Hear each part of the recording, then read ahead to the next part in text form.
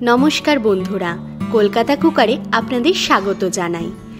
আজ আমি আপনাদের সাথে শেয়ার করব দই কাতলার রেসিপি। দই কাতলা হলো বাঙালির একটি ট্র্যাডিশনাল রেসিপি। কথায় আছে মাছে ভাতে বাঙালি। বাঙালির দুপুরের মেনুতে মাছ আর ভাত থাকবেই, তা আবার যদি দই কাতলা হয় তাহলে তো কোনো কথাই নেই। চলুন তবে বানিয়ে ফেলি আজকের রেসিপি দই কাতলা।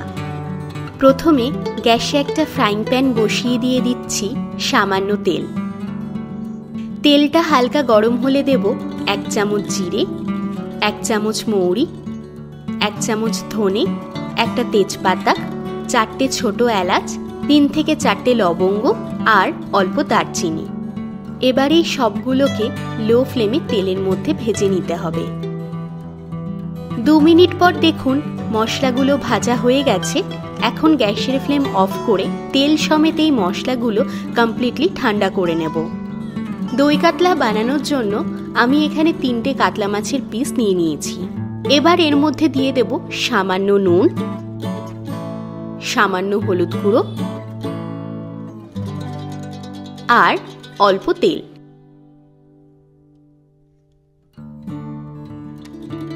এই সবগুলো মাছের গায়ে ভালো করে মাখিয়ে নিয়ে মাছগুলোকে ম্যারিনেশন করে নেব।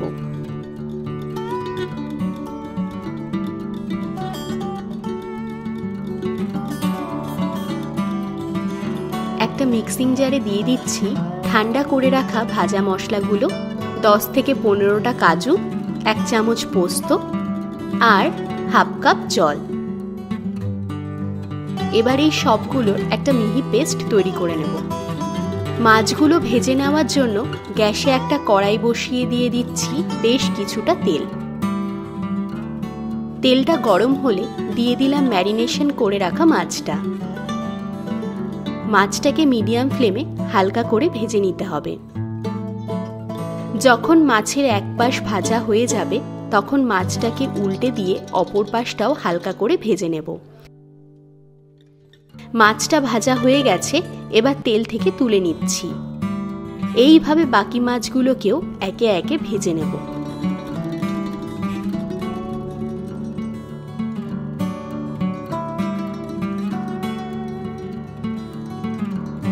মাছগুলো ভাজা হয়ে গেলে ওই একই তেলে দিয়ে দিলাম সামান্য জিরে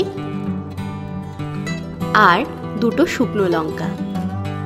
ফোড়নটার থেকে ভালো গন্ধ ছাড়লে দিয়ে দিচ্ছি 2 চামচ পেঁয়াজ বাটা।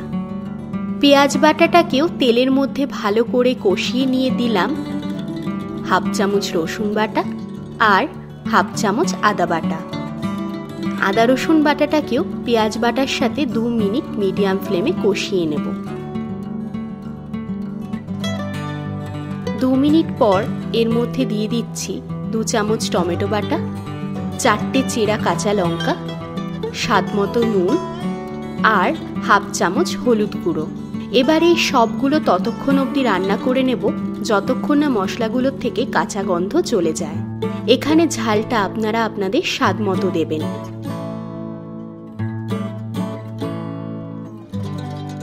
ভালো করে মশলাগুলো কষিয়ে নেওয়া হয়ে গেলে দিয়ে দিচ্ছি বানিয়ে রাখা ভাজা মশলা, পোস্ত আর কাজুর পেস্টটা।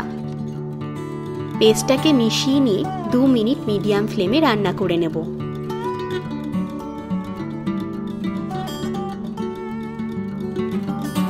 দু মিনিট পর এর মধ্যে দিয়ে দিচ্ছি 2 চামচ ফেটিয়ে নেওয়া টক দই। টক দইটাকেও মিশিয়ে নিয়ে আরো 2 মিনিট রান্না করে নেব।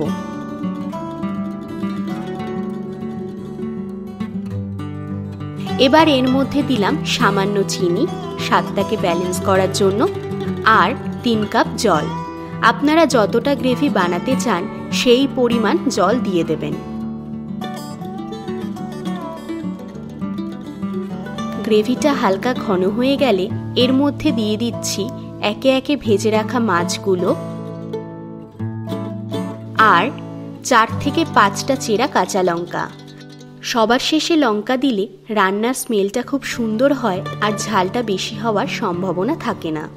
মাছগুলো আলতো হাতে খুব সাবধানে রান্না করে নিতে হবে যাতে মাছগুলো কোনোভাবেই ভেঙে না যায়। এইভাবে লো ফ্লেমে 5 মিনিট রান্না করে নেব। 5 মিনিট পর দেখুন গ্রেভিটার থেকে তেল ছেড়ে এসেছে। এবার মাছগুলোকে উল্টে দিয়ে আরও 2 মিনিট রান্না করে নেব। সবার শেষে এর মধ্যে দিয়ে দিলাম 1 চামচ ঘি আর সামান্য ধনেপাতা।